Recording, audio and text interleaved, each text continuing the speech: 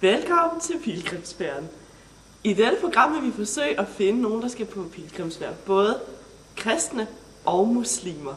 Lad os se, om vi er heldige. Skal du på pilgrimsfærd? Ja. Må jeg lige låne dig i 5 minutter? Ja, men jeg har lidt travlt. Det er i orden. Vi har lidt travlt. Værsgo og sæt dig i mit studie. Tak. Du er muslim, er det ikke sandt? Jo, Og du er på pilgrimsfærd. ikke endnu. Det kommer jeg. Jeg skal lige til Mekka først. Mekka? Hvorfor skal du lige til Mekka?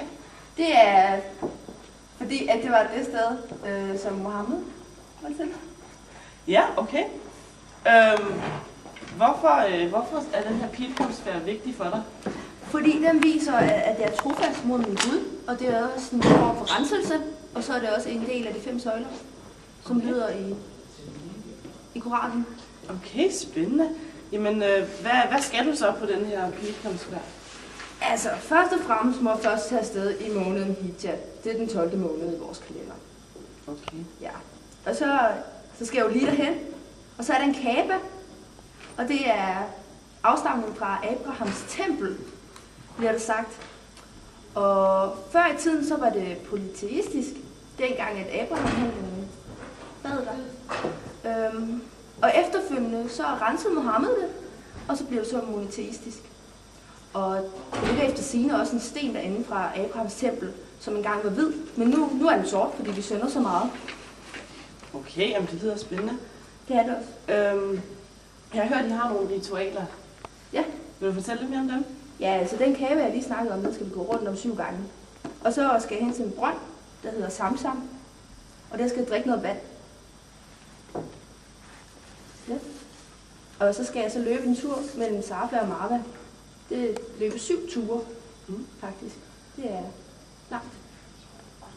Ja. Og så efter det, så skal jeg hen på Arafat-sletten og overvære en prædiken. Og det var der, Mohammed havde sin sidste prædiken. Okay. Ja. Og så til sidst, så skal jeg så kaste 7 sten på en søjle i Mina. Okay. Jeg har hørt, at I skal have en speciel påklædning. Det er korrekt. Jeg skal være klædt i hvidt fra top til tå. Og det er fordi, det symboliserer renlighed. Og så kan man heller ikke se, hvilken social klasse jeg er fra. Og det er meget vigtigt for os muslimer. I har også nogle forbud. Ja, altså nu kan du ikke se det, men jeg har meget langt hår. Og hvis jeg var en mand, så havde jeg også skæg. Det må jeg ikke. Det er netop fordi, det er forbudt at Ja. klippe sit hår og skæg. Ja, det er det. Okay. Men I har nogle specielle tekster, vi skal sige, når I Ja, både starter og ankommer. ja, det er nogle primære tekster på Koranen. Ja, men vil du sige? Ja, altså først og fremmest så er det i alles navn skal det sejlads og det lande ske. Og det siger I, når I starter rejsen. Ja, og så efter det, så siger jeg så, jeg kommer med mange sønner fra et fjernt land, hvor Gud denne helligdom er dit hellige sted. Okay. Og det er så, når I ankommer til Mekka, du siger? Ja, ja, Okay. ja. Og så pilgrimssangen, som hele tiden bliver sunget, når jeg er på vej til Mekka. Det er, jeg er mødt op til min tjeneste, o Allah. Jeg er mødt op. Jeg er mødt op, du har ingen lige. Jeg er mødt op. Din er prisen, velsignelsen og ride. Du er uden lige. Jamen, Og ja, jeg vil lige sige, at så bliver jeg en hajj. når du har gennemført pilgrimsfærd. Ja. Okay. Jamen, held og lykke med... Tak. Jeg er travlt. Jeg skal nå med fly. Farvel. Farvel. Hov, du er da vist et kristen barn. Ja, Har du 2 sekunder? ja, det tror jeg godt, jeg har. Okay. Ved du noget om pilgrimsfærden? Ja, det gør jeg. Super. Jamen, tager du på pilgrimsfærd? Nej, det gør jeg ikke, fordi det står ikke i Bibelen, at jeg skal gøre det. Okay, men hvem? Der er jo nogle kristne grupper, der gør det. Ja, det er katolikker især. De gør det meget. Okay. Men nu er jeg ikke katolik. Ved du, hvornår at de ligesom praktiserede det her mest? Ja, min historielærer, han siger, at det var i middelalderen, der gjorde de det rigtig meget. Det er nemlig rigtigt. Ved du, hvor de tog hen? Ja, de tog 3 steder hen. Jeg har faktisk skrevet det ned.